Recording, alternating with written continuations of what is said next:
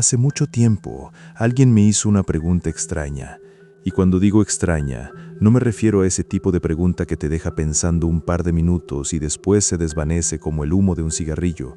Hablo de esa clase de pregunta que se te clava debajo de la piel, que te persigue en los silencios de la madrugada, que vuelve una y otra vez como un eco que se niega a apagarse.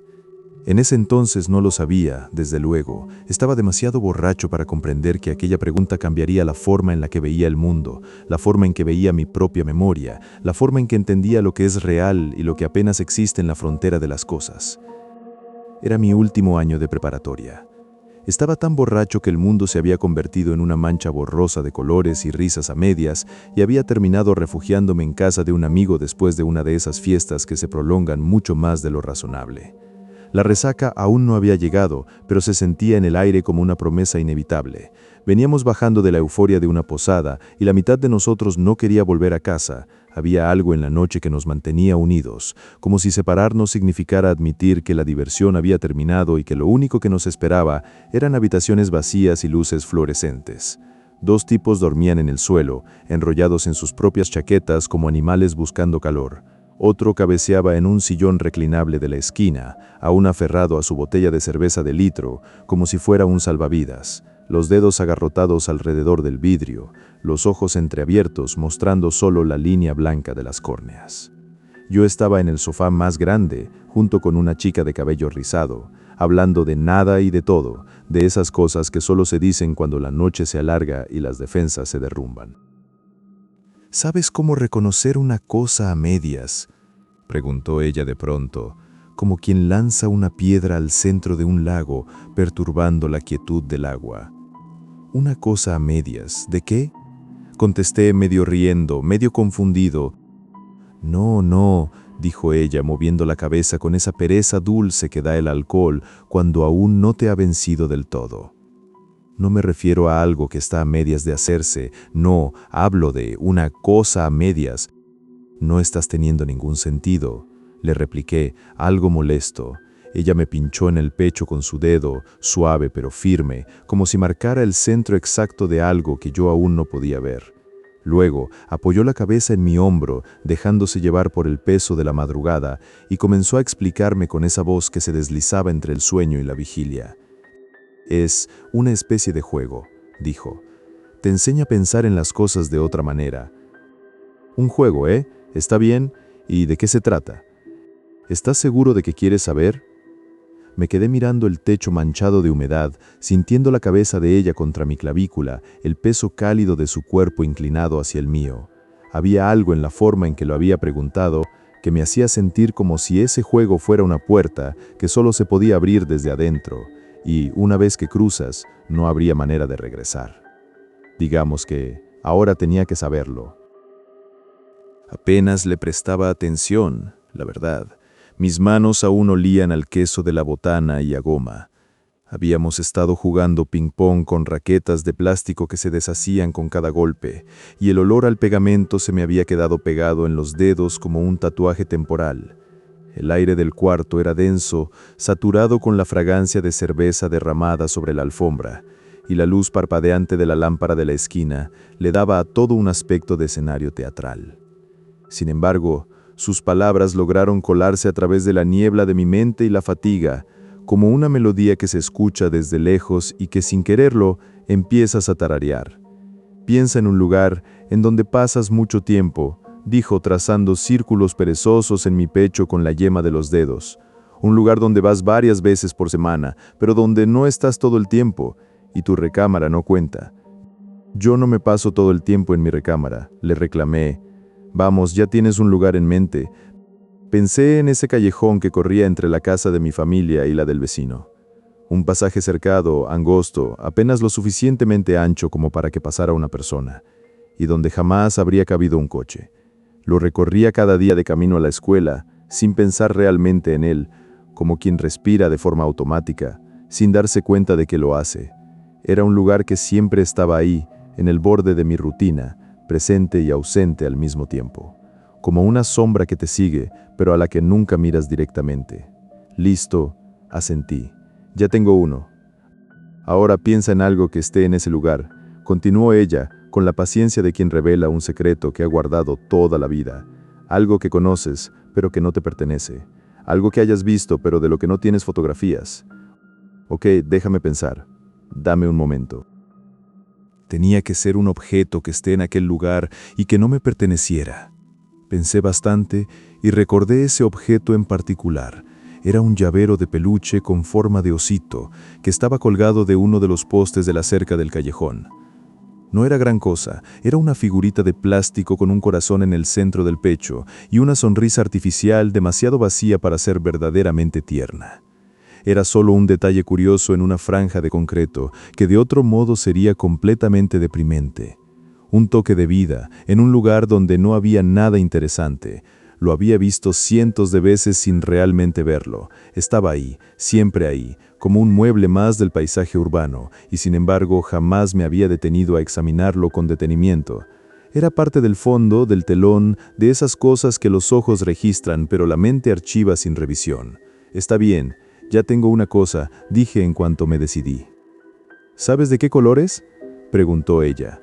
Tenía una idea, desde luego, pero no estaba seguro al 100%. Había algo de rojo, eso lo sabía con certeza, un rojo desgastado que se mezclaba con un poco de amarillo en algún lugar de la figura. Pero no habría podido decir con exactitud qué parte era de qué color, o qué parte correspondía a cada tono. Quizá la nariz era negra, o quizá era rosa. La memoria me ofrecía versiones contradictorias, como si el objeto mismo se resistiera a ser recordado con precisión, como si hubiera algo en su naturaleza que lo hiciera esquivo, o resbaladizo, imposible de fijar en la mente. Sí, puedo recordar su color, dije, pero solo a medias. Ella levantó la cabeza y me miró con unos ojos que parecían contener un secreto antiguo, un conocimiento que se transmitía solo a quienes estuvieran dispuestos a escuchar. Me pinchó el pecho de nuevo, esta vez con más fuerza, como si quisiera dejar una marca. Esa es una cosa a medias, murmuró. Son bastante curiosas. Se incorporó y se estiró golpeando una lata vacía con el pie, que rodó por el piso con un sonido metálico, resonando demasiado fuerte en el silencio de la madrugada. El tipo que abrazaba la botella había admitido por fin su derrota, y se había enrollado en posición fetal como un niño que se esconde del mundo. La luz de la luna entraba por la ventana como una mano fría que se deslizaba por el suelo, y afuera se oía el zumbido lejano de un coche que pasaba sin prisa, siguiendo la dirección de la calle y perdiéndose en la noche. Esos objetos existen en el borde de la realidad, explicó ella, con la voz de quien describe un fenómeno que ha observado durante años. Podría ser azul, podría ser amarillo, o podría transformarse en negro de un día para otro. No hay manera de saberlo con certeza. Solo existe en tu memoria, y la memoria es un lugar donde las cosas cambian de forma y de color sin que nadie lo note. Pero estoy seguro de que es principalmente rojo, insistí yo, aferrado a lo único que creía saber con seguridad. ¿Cómo puedes estar seguro?, preguntó sin esperar realmente una respuesta. ¿Cómo puedes saber de verdad y estar totalmente seguro, sin la más mínima sombra de duda? Puedo ir a comprobarlo ahora mismo, y te aseguro que será rojo. ¿Y qué tal si ayer no era rojo? ¿Sabes con absoluta certeza de qué color era ayer? Abrí la boca para responder y la cerré de nuevo. La lógica se resquebrajó bajo mis pies como el hielo fino de un lago en invierno. Había algo en su pregunta que abría una grieta en la certeza que había sostenido toda mi vida, la certeza de que las cosas son lo que son y permanecen como son. ¿Cómo podía saber de qué color había sido el osito ayer, o anteayer, o la semana pasada? No lo sabía, nunca lo había sabido, solo tenía la impresión de que era rojo, una impresión tan débil que podría haberla soplado una brisa y habría desaparecido. Las cosas no cambian de color, dije, pero mi voz sonó hueca incluso para mí.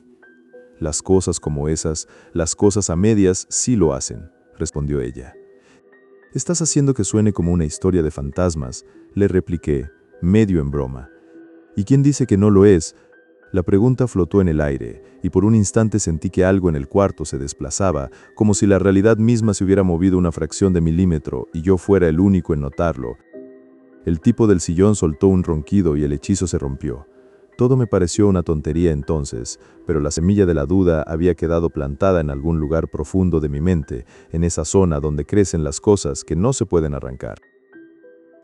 terminamos enfrascados en esa clase de filosofía barata alimentada por el alcohol que no lleva a ninguna parte, pero que te hace sentir como si estuvieras rozando los bordes de algo trascendente.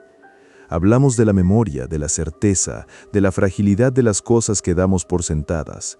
Discutimos si el color de un objeto existe fuera de quien lo observa, si la realidad se sostiene por sí misma o necesita que alguien la mire para no desmoronarse. La conversación se disolvió en besos en el patio, con el cielo volviéndose de un violeta pálido sobre nuestras cabezas, y nos quedamos despiertos hasta que el sol empezó a trepar por los tejados como un animal curioso que asoma la cabeza por encima de las casas.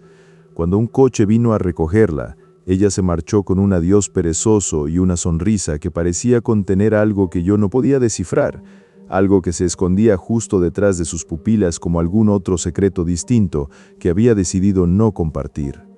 Yo me arrastré de regreso a casa, con los pies pesados y la cabeza aún zumbando, y en el camino decidí pasar por ese callejón.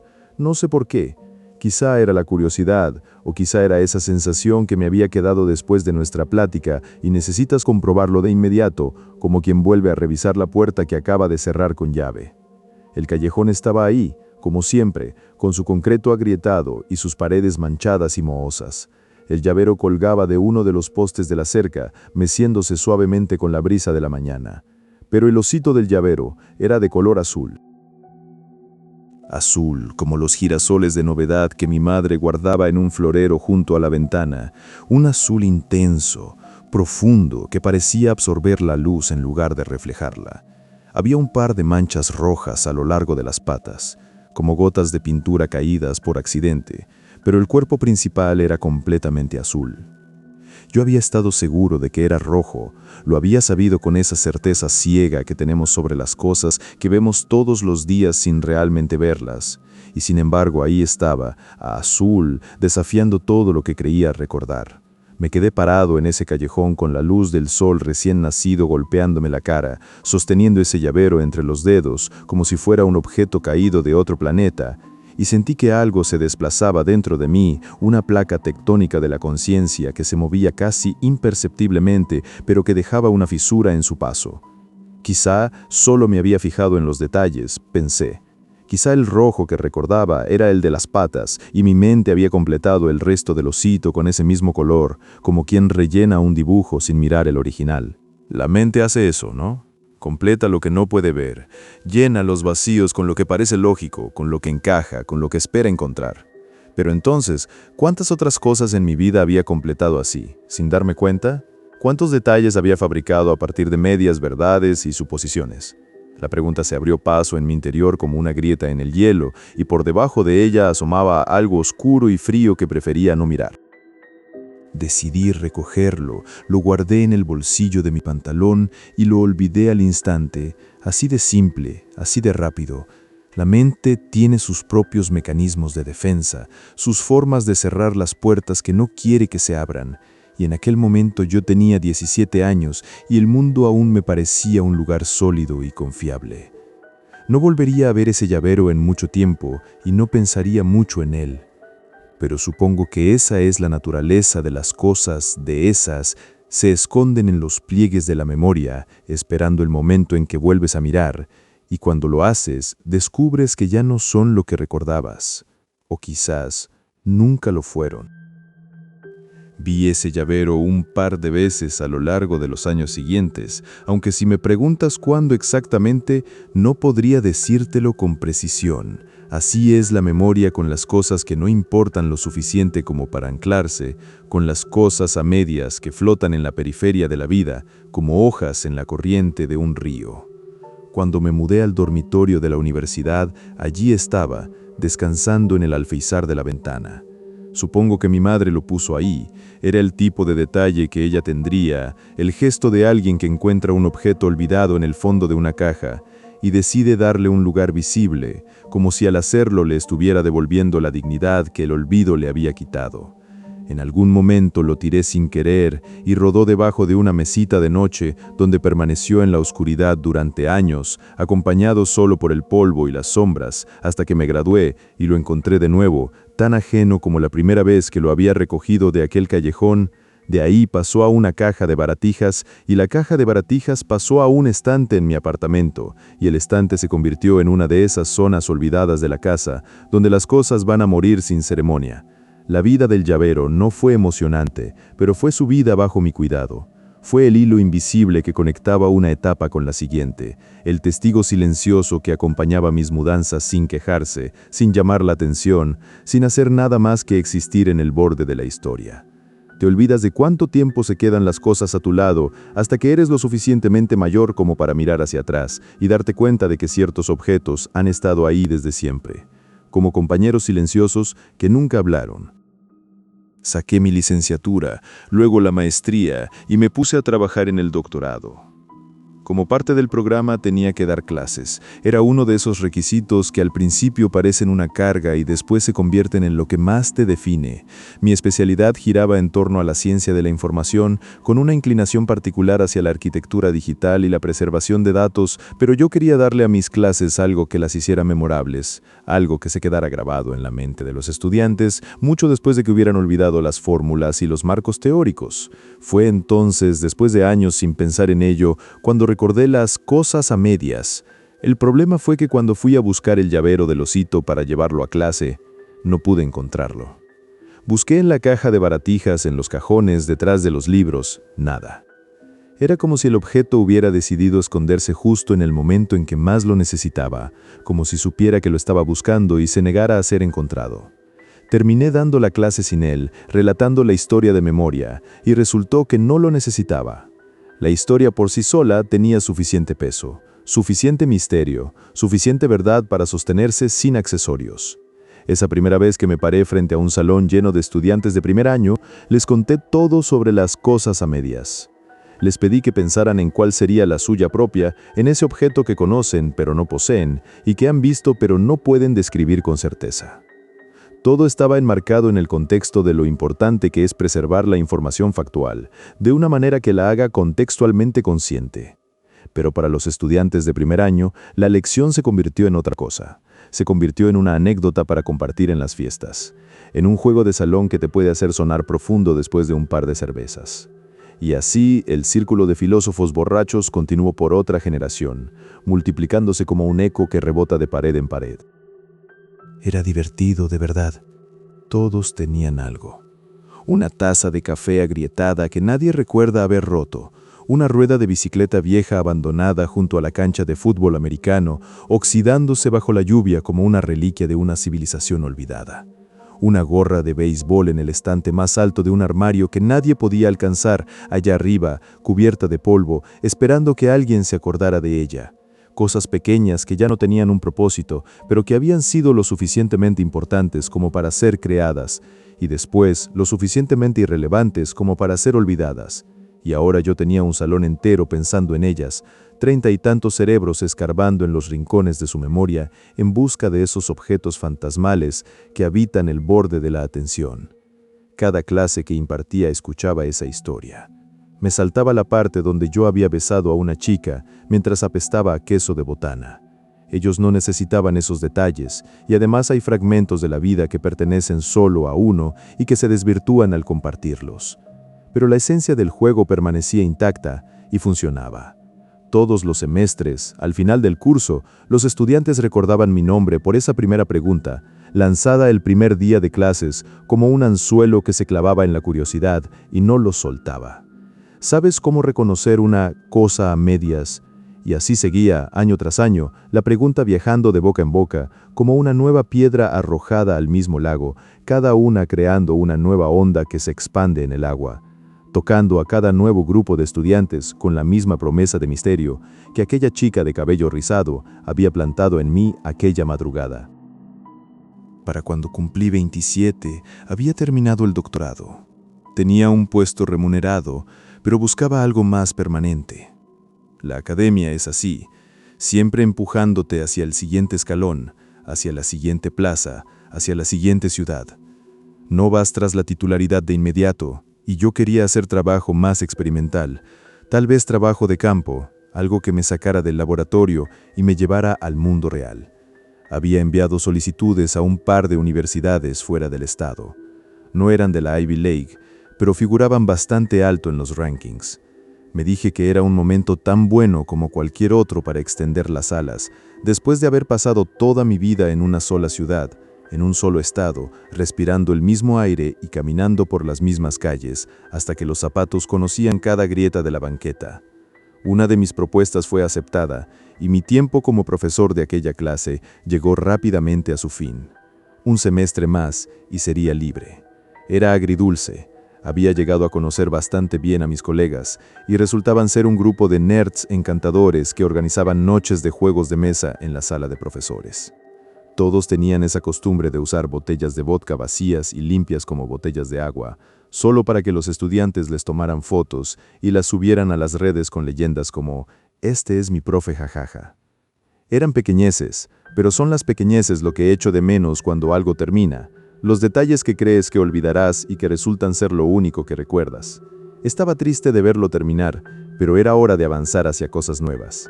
Mis colegas, en su afán de despedirme con estilo, me prepararon una fiesta de despedida que prometía ser memorable. Era el último día de clases, un viernes, había una especie de evento organizado para mi última sesión, y todos mis colegas estaban ahí. Algunos pronunciaron discursos cortos, los estudiantes fueron invitados a compartir anécdotas y hubo muchas palabras amables. No voy a mentir, se me humedecieron los ojos. Cuando las cosas llegan a su fin, todo se pone en la perspectiva de cuánto lo vas a extrañar. Cada detalle estúpido, cada risa compartida en la sala de profesores, cada café tomado de pie en el pasillo, cada uno de esos momentos que parecen insignificantes mientras ocurren y que después se convierten en los pilares de la nostalgia. Como gran cierre, revelaron un regalo para mí, algo para que llevara a mi nueva oficina. Podía ver que era una caja de algún tipo, cubierta con un paño blanco grande. La quitaron con la elegancia de un mago que revela el truco final, y todos aplaudimos, y por un momento todo fue alegría pura. La clase de alegría que solo existe en los momentos de transición, cuando algo termina y algo está por comenzar. La caja era bastante grande. Al principio parecía un cajón desastre, y en su interior encontré una piedra con ojos saltones pegados, una herradura vieja, un duende de bronce de dudoso gusto, cosas así, objetos sin aparente conexión que descansaban juntos en la caja, como extraños en la sala de espera de un hospital. Pero cuando vi el texto impreso en el lateral, todo cobró sentido. Cosas a medias. Uno de mis colegas se acercó y apoyó su brazo en mi hombro, con esa expresión de orgullo y cariño que solo los amigos de verdad pueden ofrecer. Decidimos conseguirlos para ti. Sabemos cuánto te gustan, así que cada uno salió a buscar su propia cosa a medias. Pensamos que te haría ilusión recibirlos. Nunca me había sentido tan orgulloso de recibir una caja de basura, pero lo estaba de verdad, porque detrás de cada objeto había una historia y una decisión. Un momento en que alguien había mirado en su periferia y había elegido algo de su mundo personal, algo que existía en el borde de su entorno, y me lo había entregado como un acto de fe de la historia que yo les había contado. Las semanas siguientes fueron un borrón. Camiones de mudanza, limpieza, contratos de arrendamiento, esos botones de plástico que se le ponen a las patas de los muebles nuevos para que no rayen el piso, estantes que subir, cuadros que enderezar, telas que lavar para la mesa de la cocina. Transformar un espacio en un hogar, un objeto cursi a la vez, una pieza de mobiliario de soltero a la vez, hasta que el departamento dejó de parecer un lugar temporal y empezó a parecer algo mío. Todo ese tiempo, la caja descansaba sobre el closet con su etiqueta orgullosa, cosas a medias, como un trofeo, como una promesa, como una advertencia que yo estaba demasiado ocupado para leer. El apartamento que conseguí era de 3 habitaciones, un baño y una cocina. No había planeado vivir con tanto espacio, pero era demasiado barato para dejarlo pasar. Y en la vida hay que tomar las oportunidades que se presentan, incluso las que parecen demasiado buenas. Hice de una habitación mi recámara y de otra la sala. La tercera no estaba tan clara. Decidí que algún día sería un cuarto de huéspedes, pero por ahora era espacio de almacenamiento, un lugar donde poner las cajas de la mudanza que aún no abría, y los recuerdos que no importaban del todo, la caja de las cosas a medias, desde luego, pero también las tarjetas de béisbol, los trofeos de participación, las playeras firmadas de bandas que ya ni escuchaba. Todo ahí, en esa habitación de paredes de color verde menta que olía a pintura fresca, esa habitación que todavía no era nada y que por eso podía ser cualquier cosa. Creo que la mayoría de la gente tiene un espacio así, de una manera u otra, un lugar donde las cosas van a esperar, donde los objetos que no encajan en ninguna parte encuentran su sitio. En aquel momento no pareció gran cosa. Me estaba adaptando a un trabajo nuevo, con gente nueva, y en una ciudad nueva. Estaba descubriendo qué lugares servían los mejores platos de comida, qué calles eran seguras de noche, qué sonidos pertenecían al barrio y cuáles eran solo mi imaginación. No había demasiado tiempo para la nostalgia, había que mirar hacia adelante, porque si no lo haces, las cosas en el espejo retrovisor se ven más grandes de lo que realmente son, y te aplastan. El primer día de clases en mi nueva institución, llevé la caja de las cosas a medias. Apenas la miré. Estaba demasiado ocupado intentando mantener las notas en mi cabeza organizadas, repitiendo los puntos clave como quien reza un rosario antes de un examen. No podía hacer un trabajo mediocre en mi primer día. Tenía que causar impresión, y eso significaba que todo debía fluir, que las palabras tenían que salir con la naturalidad de quien ha vivido lo que cuenta. Llevaba la caja justo por eso. Al público le gustan los accesorios, y una caja llena de objetos misteriosos es un cebo irresistible para la curiosidad.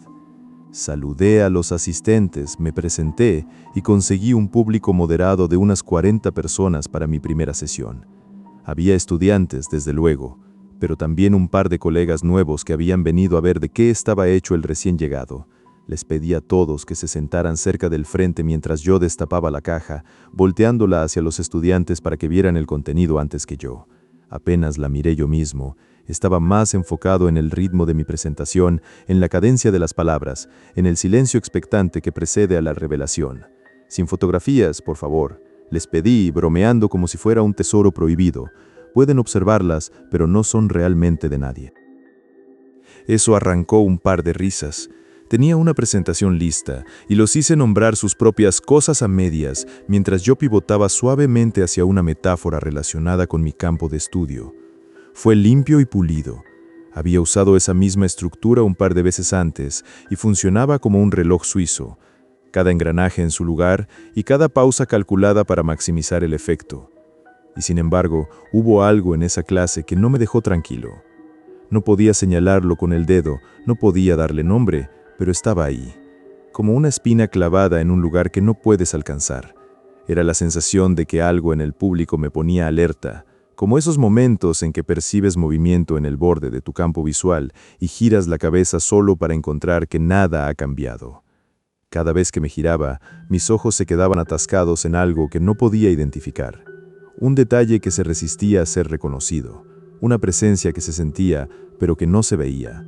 Algo me ponía nervioso y no podía señalar con el dedo qué era. Al volver a casa después del largo día, dejé la caja de las cosas a medias en el pasillo y me serví una cerveza fría. No iba a salir. Había gastado toda mi energía social de golpe, y el cuerpo me pedía silencio, oscuridad y la compañía de las paredes. Había habido panecillos en la sala de profesores y todo el mundo había querido hablar conmigo sobre mis artículos, sobre mis investigaciones, sobre las cosas a medias, porque siempre, siempre todos quieren contarte sobre su propio objeto cuando descubren que el concepto existe. Como si la simple exposición a la idea les abriera una compuerta en la memoria que todos llevan cerrada. Entré en la habitación de huéspedes con sus paredes verde menta, puse la cerveza en el suelo y lancé la caja de vuelta a la parte alta del closet. Y al hacerlo, algo cayó y rodó por el borde, golpeando el suelo con un sonido pequeño pero nítido, como un hueso diminuto chocando contra el piso. Era mi llavero del osito. Quedé ahí parado, aturdido, mirándolo como si fuera un fantasma que acabara de materializarse en mi apartamento. No podía haber estado en la caja, lo habría visto con seguridad. O quizá lo puse ahí durante la mudanza y se me olvidó. Eso era posible. La mudanza es un caos que convierte los recuerdos en pasta, pero había algo en la forma en que había caído, en ese tintineo seco contra el piso, que me hizo sentir que el objeto había decidido caer por su propia cuenta, que había esperado el momento preciso para revelarse. No lo había visto en mucho tiempo, mucho tiempo. Lo recogí y lo hice rodar entre mis dedos, observando los colores y las formas con atención, con la intensidad de quien examina una prueba en la escena de un crimen. El osito no era como lo recordaba, otra vez era diferente a la imagen mental que tenía de él, La primera vez lo había creído rojo y resultó ser azul. Ahora que creía que era azul, resultaba ser gris con detalles en azul y rojo. Era como si cada vez que lo miraba me ofreciera una versión diferente de sí mismo, como si el objeto existiera en un estado de incertidumbre permanente, negándose a ser una cosa concreta. Los ojos tenían la forma de unos limones, estaba seguro de eso. O al menos tan seguro como se puede estar de algo que ha cambiado de color cada vez que lo has mirado. El corazón en el centro del pecho era un poco más pequeño de lo que recordaba. La brecha entre lo que veía delante de mí y lo que mi memoria me decía que debía ver era sutil, pero estaba ahí. Como una grieta en el yeso de una pared que sabes que se va a ampliar.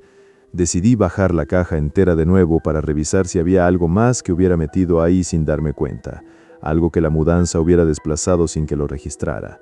Me senté en el piso con las piernas cruzadas, le di un trago a la cerveza y abrí la caja. Y mi mente se cortocircuitó. Jamás había visto ninguno de esos objetos. Había un despertador antiguo con un resorte roto en su alarma, un pisapapeles con forma de sandía y una campanita de mesa sin el badajo en el centro, entre otros objetos que no reconocía, que no tenía ningún recuerdo de haber visto antes. Estaba más que seguro de que había revisado esa caja al menos un par de veces desde que me la regalaron. Debería haberlos visto, debería poder recordarlos, pero era la primera vez en mi vida que veía a muchos de ellos. Y sin embargo, ahí estaban, como si siempre hubieran estado ahí, como si mi memoria los hubiera expulsado y no los hubiera vuelto a admitir sin decirme nada. Me quedé sentado en el suelo, con la cerveza tibia en una mano y el pisapapeles de sandía en la otra, intentando pensar en los nombres de los estudiantes que habían estado en mi fiesta de despedida. Los recordaba bastante bien, a la mayoría, pero no podía señalar quién me había dado qué objeto. Eso y los detalles de algunas personas se habían difuminado. ¿Era Josh o Joshua? ¿Alguien llevaba una gorra de la NBA o era de la NHL? Podía recordar el contorno, la forma general, la idea de las personas y de sus objetos, pero los detalles absolutos se me escapaban como agua entre los dedos. Y eso me dio que pensar. Si los objetos en la periferia de nuestra vida podían existir en ese estado de incertidumbre, ¿qué se podía decir de las personas? Las personas que ves de vez en cuando, pero que nunca llegas a conocer de verdad. Esas figuras que aparecen y desaparecen en tu vida como extras en una película. El cajero del supermercado, el tipo que siempre camina por la misma calle que tú a la misma hora. La mujer que toma el mismo autobús, pero de la que solo recuerdas el color de su abrigo. Personas periféricas, pseudopersonas, personas a medias. Y si eso era posible, ¿quién decía que yo no era la persona a medias de alguien más? Alguien ahí fuera, en algún lugar del mundo, que me recordaba mal, me recordaba a medias, me recordaba con el color de cabello equivocado o con el nombre cambiado. Yo tenía que ser así para alguien, ¿verdad? Era estadísticamente inevitable, y si alguien me recordaba mal, entonces, ¿qué tanto de lo que yo creía ser era real? ¿Y qué tanto era una versión distorsionada que existía solo en la memoria de otro? Sacudí la idea de mi cabeza, me acabé la bebida y me levanté del suelo. Me dirigí a la puerta de la habitación, envolví la mano alrededor de la manija y tiré de ella. Nada, la puerta no se movió. Me quedé mirando la manija como si me hubiera traicionado. Siempre había abierto hacia afuera entonces, ¿verdad? Claro que sí. Era un apartamento nuevo y me estaba acostumbrando a él, eso era todo. Las puertas siempre abren hacia afuera en los cuartos. Así es como funcionan las cosas, me repetí, como un mantra, como una oración laica dirigida a nadie en particular. Y sin embargo, la puerta se abrió hacia afuera cuando empujé, y salí al pasillo, y todo estaba normal. El apartamento estaba en silencio y yo estaba solo. La caja seguía ahí sobre el closet y el llavero del osito seguía en mi mano y nada había cambiado. Todo estaba bien y yo estaba bien y la noche era solo una noche como cualquier otra en una ciudad nueva, donde yo aún no conocía todos los sonidos. Pero esa noche, acostado en la oscuridad de mi recámara, no pude evitar preguntarme, ¿de qué color eran los ojos del osito cuando lo guardé en la caja? Y la respuesta, la única respuesta que podía ofrecer mi memoria, era no lo sé. Simplemente no lo sé. No soy de los que se dejan llevar por la paranoia. A lo largo de todos mis años hablando de las cosas a medias, siempre las consideré solo un ejercicio mental entretenido. una curiosidad filosófica para provocar a los estudiantes y nada más.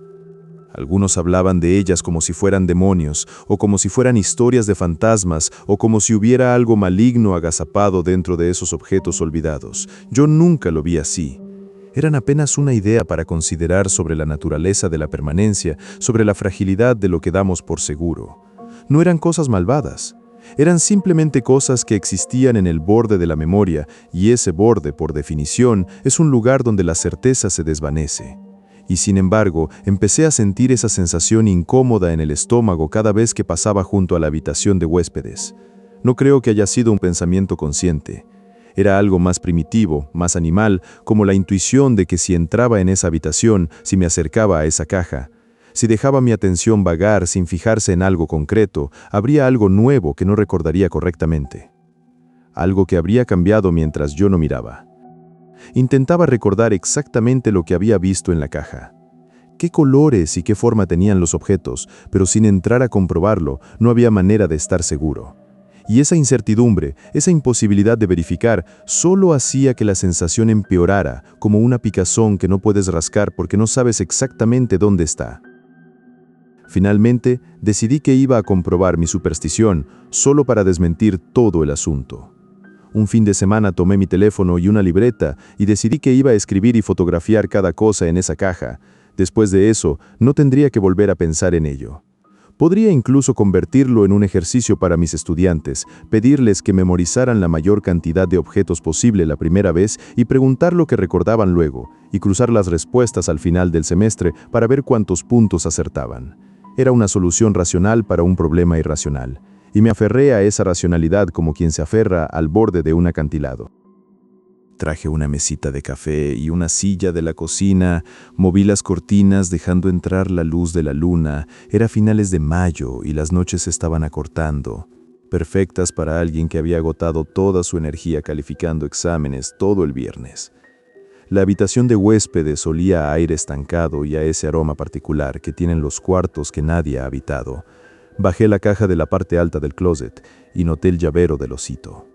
Nada extraño en él, salvo el hecho de que estaba adentro de la caja. Debí haberlo puesto ahí cuando subí la caja la última vez, pero no estaba seguro de ello. No había razón para ponerse nervioso con el primer objeto, aunque ahora que lo miraba con más atención, los ojos se veían algo diferentes a como los recordaba. ¿Cómo podía haber estado tan seguro del color limón? Quizás la luz de la luna hacía que todo se viera diferente. La luna tiene esa propiedad, esa forma de lavar los colores hasta dejar solo versiones pálidas de lo que realmente son. Como si el mundo bajo la luna fuera una versión de borrador del mundo bajo el sol. Saqué un objeto tras otro, deteniéndome brevemente para pensar en quién me lo había dado. Recordaba bastantes, podía distinguir con decente claridad cuáles eran de mis colegas y cuáles no. Un par de objetos eran probablemente solo escombros aleatorios que alguien había recogido para sumarse a la broma, cosas sin historia ni significado más allá de su presencia en la caja. Sin embargo, sospechaba que bastantes de esos objetos eran auténticas cosas a medias, objetos que habían vivido en la periferia de la vida de alguien, que habían sido vistos pero nunca realmente observados, conocidos pero nunca comprendidos. Fui revisando los objetos uno por uno, tomando fotografías y anotando sus características en la libreta. Era una sensación extraña, estar sentado a solas con tantas incertidumbres, con 3 docenas de experimentos mentales, perfectamente aliados y catalogados sobre la mesa, cada uno de ellos una pregunta sin respuesta, cada uno de ellos una grieta en la certeza. El último objeto que anoté fue una pequeña rana de cerámica, que vestía un smoking y estaba fumando un grueso cigarro. Había gente afuera haciendo ruido y el sonido se colaba en la habitación, distrayéndome, por lo que me levanté para cerrar la puerta. Me detuve un momento para considerar hacia qué lado la puerta abría y cerraba. Abría hacia afuera, eso lo había establecido ya. Recordaba haberlo verificado con mis propias manos, y la puerta estaba, en efecto, abierta hacia afuera en ese momento. Tomé nota mental de ello antes de cerrarla, y sin embargo, dudé. Porque las puertas no son cosas que debas recordar. Las puertas simplemente abren y tu cuerpo lo sabe sin que tengas que pensar en ello. Al sentarme de nuevo, examiné más de cerca la rana de cerámica. No estaba fumando un cigarro, era más bien un cigarrillo, largo, delgado, con ese filtro que solo tienen los cigarrillos comerciales normales. No era un detalle grande, pero fue suficiente para que la duda se instalara como una cuña entre lo que yo había escrito y lo que estaba viendo. Y si había catalogado alguna otra cosa mal, solo un detalle minúsculo, un margen de error de una fracción de milímetro. Eso bastaría para poner todo en cuestión, porque la certeza de los objetos era todo el punto de hacer esto. Tenía que estar seguro. Regresé a lo largo de la fila de objetos, verificando todo lo que había anotado 2 veces, hice algunas correcciones. El despertador estaba atascado en la 1:30, no en la 1:25. El resorte roto daba 6 vueltas con un rizo al final, no 7 vueltas con un extremo recto. Y finalmente, llegué de nuevo a mi llavero de osito. Anoté los detalles tal como los recordaba. Me rasqué la cabeza y me levanté. Necesitaba un descanso de todas formas. La mente puede solo procesar tanta incertidumbre antes de que empiece a inventar patrones donde no los hay. Me giré, caminando hacia la puerta de la habitación, y empujé con la manija. Se suponía que abría hacia afuera, pero no lo hizo. Tiré hacia adentro entonces, y tampoco funcionó. Di un paso atrás, sintiendo una piedra hundirse en mi pecho, un peso frío que se expandía desde el esternón hasta la garganta. Podía escuchar mi propia respiración, cada vez más rápida, cada vez más superficial, mientras la habitación parecía encogerse a mi alrededor. Como un puño que se cierra lentamente, puse la mano en la manija otra vez y respiré hondo. Había abierto esta puerta antes, la había abierto docenas de veces y la abriría de nuevo. Giré la manija y empujé, y la puerta se abrió hacia afuera. Exhalé con alivio, un suspiro que salió de mi cuerpo como si hubiera estado conteniendo aire durante horas. Pero entonces, ¿por qué estaba aliviado? ¿Qué era lo que temía que sucediera? ¿En qué universo posible esa puerta no se iba a abrir? Era una puerta. Las puertas abren. Eso es lo que hacen, es su única función, su razón de ser. Y sin embargo, mi cuerpo había reaccionado como si hubiera algo al otro lado. Algo que no quería que yo saliera. Algo que me estaba reteniendo en esa habitación de paredes verde menta y objetos que cambiaban cuando no los miraba. Decidí que no me dejaría engañar por la incertidumbre. Cerré la puerta y la abrí de nuevo. Lo hice otra vez. Lo hice una tercera vez, con un pequeño giro de celebración, como quien conjura la mala suerte con un gesto ridículo. Me volví entonces sobre mis pasos, y fue entonces que noté algo en la mesita de café.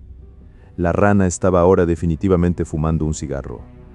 Me detuve a medio andar y miré más de cerca. Eso no estaba bien.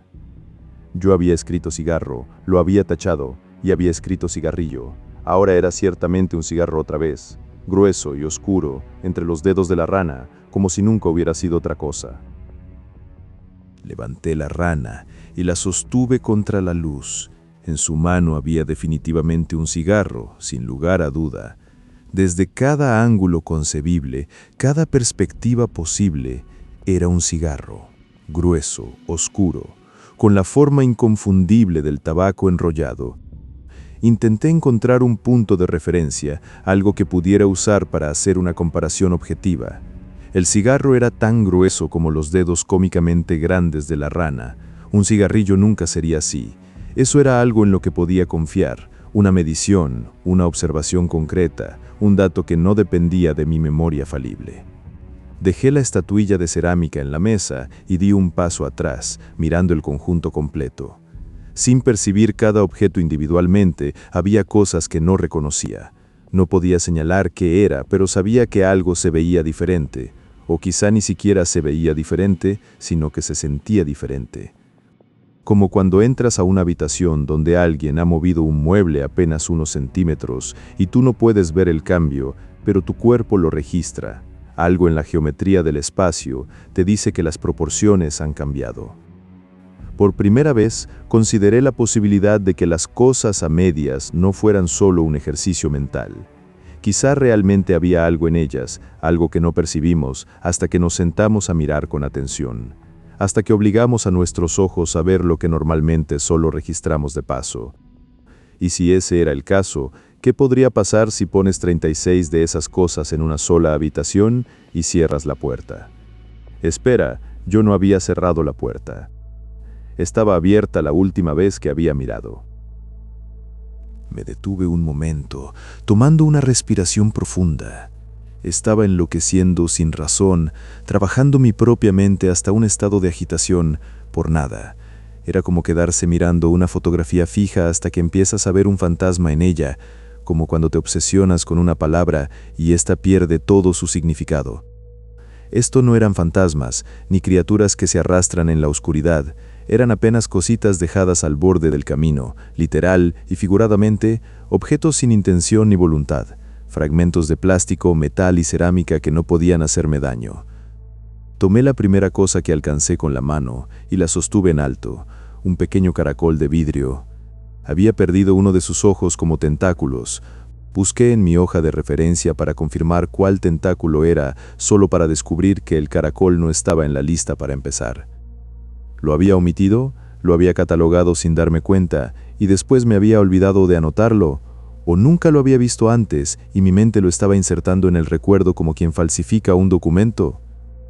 En ese punto dejé de pensar. Lancé el caracol a través de la habitación y agarré mi cabeza con ambas manos y dije no en voz alta. Necesitaba oír la palabra para anclarme a la realidad, para recordarme que yo estaba al mando, que mi mente me pertenecía y que las cosas no cambiaban cuando yo no las miraba. Me lo estaba inventando todo, tenía que ser así. Decidí que era hora de terminar por esta noche, dejar todo sobre la mesa y volver a ello con la cabeza despejada otro día. Sacudí la cabeza y me giré hacia la ventana, buscando abrir las cortinas mientras revisaba la hora en mi teléfono. Se acercaba las 11 de la noche. No había cortinas. Al levantar la vista, me di cuenta de que estaba parado en el extremo equivocado de la habitación. La ventana estaba a la derecha y ni siquiera tenía cortinas para empezar. Mi mano solo había tocado el empapelado de pared, del color de cáscara de huevo, liso y frío bajo mis dedos. Me estaba confundiendo, mi mente me estaba jugando una trampa, me estaba desplazando dentro de mi propia casa como si yo fuera un mueble más que alguien podía mover sin que yo lo notara. Al volverme, noté dos cosas. La primera, que la puerta estaba ligeramente más a la derecha de lo que yo pensaba que debería estar. Y la segunda, que la mesita de café estaba contra la pared del extremo izquierdo. Era como si me hubiera girado en la dirección equivocada. Como si la habitación hubiera rotado cuando yo no estaba mirando y ahora todo estuviera desalineado. Mis ojos se cruzaron brevemente y vi doble y empañado. Sacudí la cabeza, intentando darle sentido a lo que estaba viendo, intentando que el mundo se comportara como se suponía que debía comportarse. Intenté decirme que era un condicionamiento, había estado pensando en la incertidumbre de los objetos todo el día, y mi cerebro estaba creando los patrones que temía, como un paciente que desarrolla los síntomas que ha leído en el manual de diagnóstico. Me dirigí a la puerta, giré la manija y empujé hacia afuera. Otra vez, nada. Esto no tenía sentido. Sabía que esa puerta se abría hacia afuera, lo había verificado, lo había comprobado más de una vez, hasta lo había celebrado con un giro estúpido apenas minutos antes. Me negaba a creer lo contrario, algo estaba mal, algo estaba muy mal, y tenía que aceptar que esto no era normal, que no era mi imaginación, ni sugestión, ni fatiga, que algo en esa habitación estaba cambiando la realidad a mi alrededor, y yo estaba atrapado en el centro del cambio. Durante los minutos siguientes, fue como si todo cambiara cada vez que apartaba la mirada. La ventana se sentía más pequeña, la puerta tenía la manija del lado equivocado. La mesita de café estaba contra la pared izquierda, luego contra la derecha. El papel de la pared era de un color claro y liso, luego adquiría un tinte granulado. El piso era imitación de madera, luego pasaba a ser de azulejos. Empujé y tiré la puerta un par de veces, pero no abrió en ninguna dirección. Era como si la puerta hubiera dejado de ser una puerta y se hubiera convertido en un objeto decorativo, una representación plana de la idea de la salida, sin ser realmente una abertura. Me giré para abrir la ventana, pero había desaparecido. Podía sentir un sudor frío recorriendo por mi espalda, por mis axilas y mi cuello. La piel se me erizó como si alguien hubiera pasado un hielo invisible por mi columna. No me lo estaba imaginando, esto no era un malentendido ni una confusión. Yo sabía lo que había afuera, sabía que había mirado por esa ventana docenas de veces, sabía que la ciudad estaba ahí del otro lado, con sus luces y sus coches y su ruido, y ahora la ventana simplemente ya no existía. como si la habitación hubiera decidido que no necesitaba una ventana, como si el cuarto hubiera cerrado los ojos. La luz se apagó entonces y todo quedó a oscuras. Retrocedí y puse la mano en el interruptor de la luz. Lo encendí de nuevo. Absolutamente todos los objetos de la habitación cambiaron de lugar y de forma. Una de las puertas del closet estaba abierta. Apagué el interruptor y encendí otra vez, más rápido esta vez, haciendo que la oscuridad durara menos de un segundo. La mesa estaba ahora ligeramente inclinada. La ventana seguía sin estar en ninguna pared. Alcé la mano hacia el interruptor otra vez, pero estaba más arriba que antes. Tuve que estirar el brazo para alcanzarlo. Lo apagué y lo encendí de nuevo. Pero la luz no volvió a encenderse. Tanteé en la oscuridad, a ciegas. Podía sentir mis pies aplastando cosas que no deberían estar ahí, objetos pequeños y duros que se desplazaban bajo mis suelas como guijarros en un lecho de río. Golpeé el dedo del pie contra la mesita de café que ahora estaba en el centro de la habitación, aunque yo la recordaba contra la pared. O quizá yo no estaba en el centro y la mesa en realidad no se había movido. Ya no podía estar seguro de nada, ni siquiera de mi propia posición en el espacio adentro del cuarto. Pasé las manos a lo largo de las 4 paredes, pero no encontré la puerta, no encontré el closet, ni encontré la ventana. Las paredes se habían ido también, o yo me había movido, o el espacio mismo se había reconfigurado como una de esas cajas de rompecabezas japonesas que solo se abren si sigues el orden correcto de movimientos, y yo no conocía la secuencia. Después de un rato, ni siquiera pude encontrar la mesita de café. Era como si la habitación se hubiera expandido hasta el infinito, tragándose todos los objetos de referencia en su interior, todos los puntos de anclaje, todo lo que me decía dónde estaba y qué tamaño tenía el espacio que me rodeaba, y sentí que estaba solo y desamparado en una oscuridad total. Intenté acostarme boca abajo y extender los brazos, esperando tocar lo que fuera, cualquier cosa que me devolviera una sensación de límite, de contención. Después de un par de intentos en varias direcciones, ni siquiera pude encontrar una pared. Era solo yo y este vacío sin impresiones, este espacio que no era un espacio, esta oscuridad que no era oscuridad, sino la ausencia total de todo lo que da forma al mundo. No había distinción entre tener los ojos abiertos o cerrados. No tenía sentido. Yo sabía exactamente dónde debían estar las cosas, sabía lo que se suponía que debía ver. Pero eso no importaba. La certeza de mi mente era irrelevante frente a la evidencia de mis sentidos, y mis sentidos me decían que ya no había nada. Saqué el teléfono del bolsillo y lo encendí. No le quedaba mucha batería, pero me tendría que bastar. Podía ver mis propias manos, los dedos temblando ligeramente, gracias a la pantalla del teléfono proyectando su resplandor pálido, pero nada más. Encendí la linterna. Alrededor de mí solo había una oscuridad intensa, densa, como tinta espesa que ni la luna ni las estrellas podrían penetrar. Me arrodillé y toqué el suelo, este piso sin textura, sin color, neutral en cada sentido posible, frío, pero no helado, liso, pero no resbaladizo, un negro mate que no reflejaba la luz de mi linterna, sino que la absorbía, la devoraba, la hacía desaparecer como si nunca hubiera existido. Comencé a caminar. A veces tropezaba súbitamente con una pared, pero en cuando me giraba, el espacio adelante mío volvía a estar completamente abierto, como si las paredes se movieran justo cuando yo cambiaba de dirección, como si este lugar jugara al gato y al ratón conmigo, dejándome sentir el límite solo para quitármelo en el momento en que intentaba usarlo. Intenté saltar un par de veces y noté que mis pies no hacían ningún sonido. El suelo absorbía el impacto como una esponja negra, tragándose el ruido junto con la luz. Intenté gritar, pero no hubo eco, ni reverberación, ni nada. El sonido de mi voz viajaba hacia afuera y simplemente dejaba de existir, como una piedra que cae en un pozo sin fondo y nunca toca el agua. Era una sensación tan extraña que dolía comprenderla. El cerebro no está diseñado para procesar la ausencia total de retroalimentación de sus sentidos, y ante esa ausencia empieza a fabricar sus propios estímulos, sus propios miedos, sus propias pesadillas. Corrí y gateé y salté y rodé, no había nada, nada. Se sentía como si estuviera dentro de un cubo, no una habitación, un cubo gigante y oscuro. Era como si las cosas a medias hubieran convertido absolutamente todo en algo incierto, y yo me había deslizado entre las grietas de su incertidumbre. cayendo en un lugar intermedio, en un espacio que existe entre las cosas cuando las cosas dejan de ser lo que son. Si tropezaba o caía, podía sentir mi cuerpo rodando por el piso y aterrizando en lo que antes era una pared, o un límite, pero no había nada allí en realidad. Como si cada ángulo estuviera diseñado para ser incierto, cada superficie preparada para transformarse en otra en el momento en que la tocaras. Como si la geometría misma del lugar fuera una de las cosas a medias, un concepto que cambia de forma cada vez que intentas definirlo. Después de un rato, simplemente empecé a caminar hacia adelante en una dirección aleatoria. Caminé y caminé y caminé y caminé, pero nunca encontré una pared.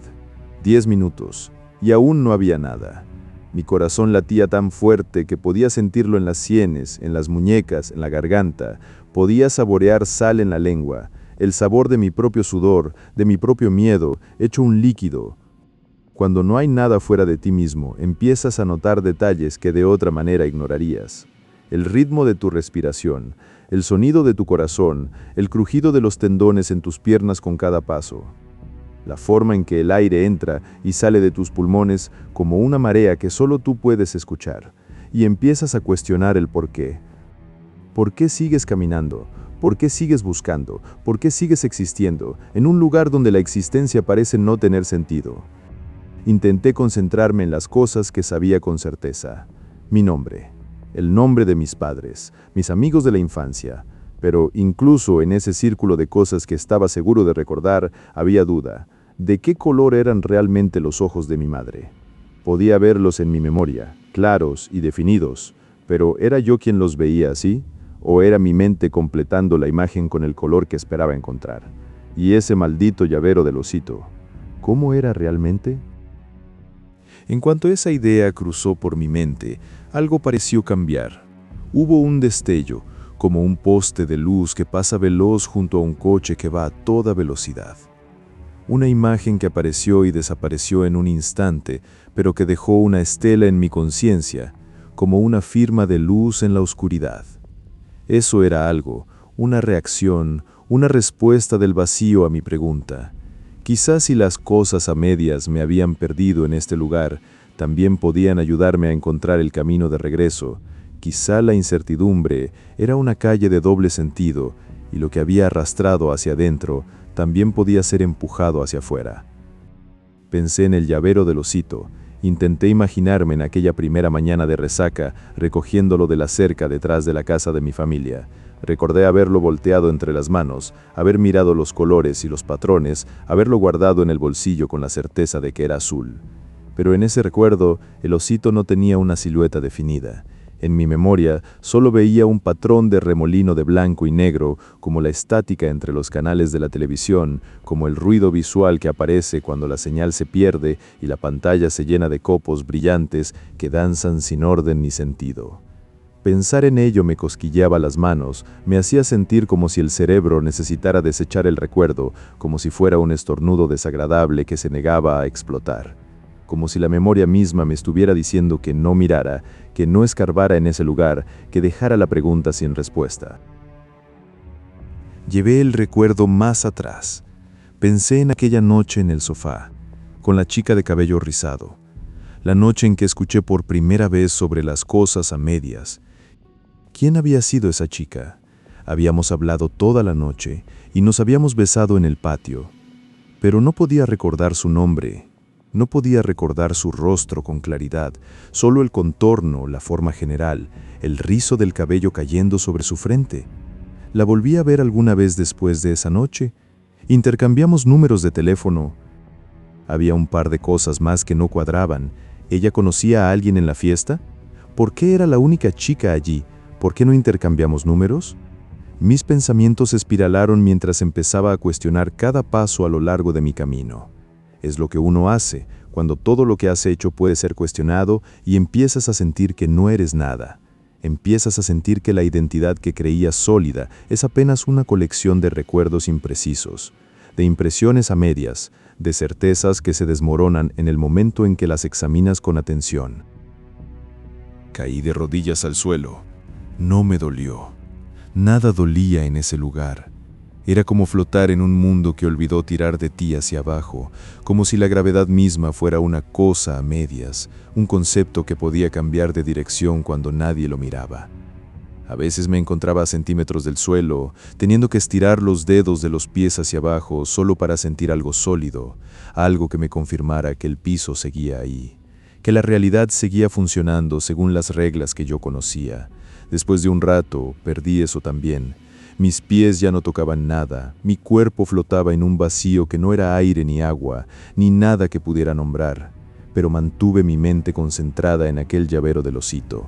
Empujé a través de las imágenes fractales que se habían construido en mi mente, el rojo, el azul, el gris, el negro, los ojos de limón y de mango y de todos los colores intermedios.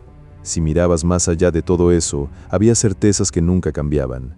El osito tenía 2 ojos, 2 piernas, 2 brazos y un corazón, en el pecho. Eso siempre estuvo ahí, eso era cierto, tan cierto como el hecho de que yo existía, de que estaba pensando, de que estaba vivo en algún lugar entre las grietas del mundo.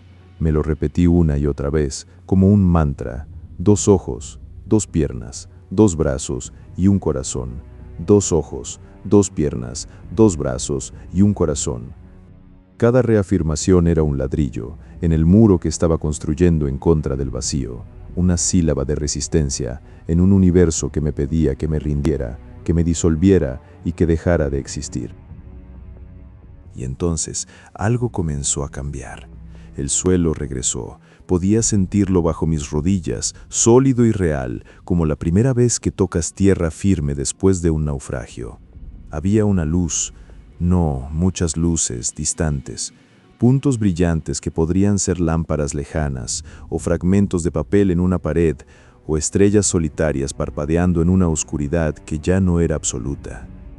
Era un cielo nocturno, tenue pero despejado. Reconocí algunas de las constelaciones. Ahí estaba Orión, allá estaba la Osa Mayor, y también había otras formas que había aprendido de niño y que nunca había olvidado, anclas de luz en un mar de oscuridad. Me puse de pie y giré sobre mis talones, señalando patrones que reconocía, excitado por sentir algo sólido y firme bajo mis pies, y por ver algo que mi mente podía identificar con facilidad. Mientras lo hacía, aún repetía en mi cabeza: 2 ojos, 2 piernas, 2 brazos y un corazón. Y al completar el segundo giro, aún con mi mirada en el firmamento, mi campo visual fue bloqueado por completo. En el cielo, algo astronómicamente grande tapó todas las estrellas en una región completa del espacio. Era algo imposiblemente grande, oscuro como la misma noche, un cuerpo celestial hecho de sombras. Y entonces abrió su ojo, un ojo del tamaño de un planeta, tan inabarcable, tan inconcebible, que no podía considerarse una cosa ni un lugar. Simplemente era, existía, llenaba todo el cielo y todo el espacio y toda la posibilidad de mirar en cualquier dirección sin encontrar otra cosa que no fuera ese ojo. Era un ojo gigante. La palabra, el concepto vibraba en mi mente, como un pájaro aterrorizado en una jaula, golpeando los barrotes una y otra vez, gritándome al oído sin parar. Un ojo, la palabra se repitió hasta que dejó de ser una cosa para convertirse en una idea. Y luego dejó de ser una idea para convertirse en un ruido, y el ruido se descompuso en sonidos sin sentido. Un ojo. Cerré los ojos con fuerza y me imaginé el llavero del osito entre mis manos. Imaginé la textura del plástico bajo mis dedos, el peso diminuto en la palma, la forma del corazón en el centro de su pecho. Comprendí que tendría que comprometerme con una verdad que supiera que era real. Tendría que obligarme a estar seguro, a elegir una versión del llavero y sostenerla con toda la fuerza que me quedaba. Porque en un lugar donde todo cambia, la única forma de sobrevivir es decidir que algo se mantiene. Decidí que era azul, con detalles rojos y ojos de limón. Al abrir mis párpados, podía ver docenas de mesas de café dispuestas en patrones aleatorios, como constelaciones de muebles en un universo de oscuridad. Todas cubiertas de llaveros de osito de diversas formas y patrones y colores, rojos y azules y grises y verdes y cada combinación imaginable. Cada variación posible de algo que nunca había sido una cosa concreta. Y todo el tiempo, algo tan grande que el universo mismo parecía la oscuridad dentro de su ojo, me observaba desde todos los ángulos. Me rodeaba, me contenía, me evaluaba con una paciencia que no era humana ni divina, sino algo anterior a ambos, algo que había estado observando desde antes de que existiera alguien para observar. No necesitaba decir nada, yo sabía lo que tenía que hacer. Eso quería una elección, una certeza. Tenía que mostrarle la cosa a medias correcta. No tengo idea de cuánto tiempo vagué por ese vacío, tocando y examinando esos pequeños llaveros, sosteniendo cada uno bajo la luz inexistente de las estrellas y buscando el que era el correcto, el que correspondía a mi memoria, el que era la verdad. Uno era azul oscuro con ribete amarillo, otro era anaranjado, otro era negro con destellos rojos, como brasas apagándose. Existía cada combinación de color imaginable, en cada forma, cada ángulo, en cada variación, como si el universo hubiera decidido mostrarme todas las versiones posibles de una cosa que nunca tuvo una versión definitiva. El ojo en el espacio era paciente, tenía todo el tiempo del universo, todo el tiempo que nuestro mundo nunca tuvo. Y yo tenía que estar seguro, porque el error, la equivocación, en este lugar significaba quedarse para siempre. No puedo saber cuánto tiempo me tomó, pero en algún momento me encontré sosteniendo algo que mi mente reconoció. Lo levanté y lo miré, y supe que era el correcto antes de siquiera notar los colores, antes de que mis ojos registraran todos los detalles. Quizás se convirtió en el correcto simplemente por creer que lo era, quizá la certeza es el acto creativo más poderoso que existe. La capacidad de mirar el caos y decir, esto es lo que yo decido que sea. Fue solo entonces cuando lo comprendí. En realidad, no importaba. El color original se había ido, se había perdido en algún lugar entre mi memoria y realidad y no había forma de recuperarlo. No había punto en intentar restaurar una idea o un pensamiento que había pasado de la memoria al olvido y del olvido a algo que ya no era ni siquiera un recuerdo. Decidí, allí y entonces, que iba a hacer de este llavero algo que nunca había sido. Yo iba a elegir su color, su verdad, su identidad, y esa elección sería irrevocable, definitiva y mía. Hice rodar el llavero entre mis dedos, y a pesar de estarlo mirando, abrí los ojos. Mi mano estaba en la pared cuando las luces parpadearon y volvieron a encenderse. Me encontraba cubierto de sudor, la camisa pegada a la espalda, el pelo empapado y las manos temblando como si hubiera estado sosteniendo un cable de alto voltaje durante horas. Todos los objetos de la caja de las cosas a medias seguían perfectamente alineados en la mesita de café, incluso la rana, con su cigarrillo delgado y largo. Las paredes de color verde menta estaban ahí, la ventana estaba ahí, las cortinas también, y el closet, y cuando mi mano temblorosa tocó la manija de la puerta, ésta giró y se abrió hacia afuera sin el menor esfuerzo, como si nunca hubiera hecho otra cosa, como si la puerta hubiera estado esperando, pacientemente, a que estuviera listo para salir. Me derrumbé en el piso y lloré de alivio, y salí arrastrándome, terminando en el pasillo, aferrado a mi llavero del osito, como un náufrago se aferra a un trozo de madera en medio del océano. Al día siguiente, esa caja entera de objetos fue directo a la basura. No abrí la tapa para revisar. No me despedí de los objetos, ni sentí nostalgia por las historias que contenían. Simplemente la levanté, la bajé por las escaleras y la dejé en el contenedor de basura del edificio. Y cuando volví a mi apartamento, la habitación de huéspedes parecía más grande sin la caja sobre el closet, como si el espacio hubiera recuperado algo que le habían quitado. Dejé de hablar de las cosas a medias en mis clases. Me inventé otra cosa sobre las ballenas jorobadas y sus patrones de migración, pero no era ni de lejos tan efectivo. A la gente le gusta hablar de sus propias cosas a medias, de sus propias ideas sobre el tema y de sus objetos que personalmente encajan en esa categoría, y las ballenas simplemente no generan la misma resonancia personal. Aún así, sigo escuchando gente hablando de ello en el campus hasta el día de hoy, a pesar de que no lo he mencionado en casi 3 años. La pregunta tiene vida propia. Se reproduce sin mi intervención, viaja de boca en boca como un virus benigno que ocasionalmente se vuelve letal. He fotografiado y documentado todo sobre ese osito 100 veces y no ha cambiado de forma ni de color desde entonces. Lo conozco mejor que el color de los ojos de mi madre. Es mi atadura, el único objeto que me ancla a este lugar con una certeza absoluta, y ya nunca podría pensar en separarme de él. Lo llevo conmigo a todas partes, en el bolsillo del pantalón o en la mochila. Está en la mesita de noche junto a mí mientras duermo, siempre donde pueda tocarlo, donde pueda sentir su peso diminuto y recordarme de qué color es, recordarme de qué color yo he decidido que es. Aún me siento inseguro a veces. Creo que cuando agrupas tantas cosas a medias, se produce una especie de reacción en cadena. La incertidumbre de cada objeto se alimenta de la incertidumbre de los demás y el efecto se multiplica hasta que la realidad misma se empieza a tambalear. Si solo tienes una, no creo que haya ningún problema. Quizás solo cometas el error ocasional al intentar recordarla, una duda pequeña, una sombra que pasa por tu mente y se va. Lo que yo viví fue el resultado de una impresión acumulada durante un periodo prolongado de tiempo, de 36 objetos alimentándose mutuamente entre ellos en una habitación cerrada, creando un campo de incertidumbre tan denso que la realidad misma se desgarró, y yo de alguna forma caí por ese desgarro. Así que ya no le hago esa pregunta extraña a la gente. No quiero invitarlos a pasar por algo para lo que no pueden prepararse. No quiero ser la chica del cabello rizado que abrió una puerta en mi mente que nunca pude cerrar por completo. Pero si tú alguna vez buscas una cosa a medias por tu cuenta, hazlo de una manera que destruya su naturaleza. Fotografíala, acércala a ti, recuérdala con la mayor precisión posible. Oblígate a fijar cada detalle en tu memoria como si estuvieras clavando algo a una pared.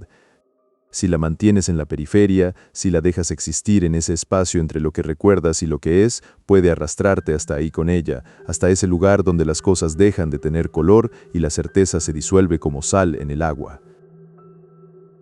Pero mientras yo tenga esa sola cosa que me mantiene de este lado de la realidad, estaré bien.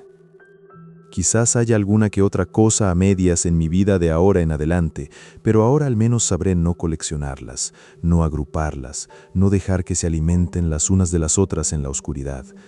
Por ahora, mantendré mi llavero cerca y miraré hacia las cosas que sé con certeza. 2 ojos, 2 piernas, 2 brazos y un corazón. Mi llavero del osito, todo rojo, con sus ojos de carbón negro.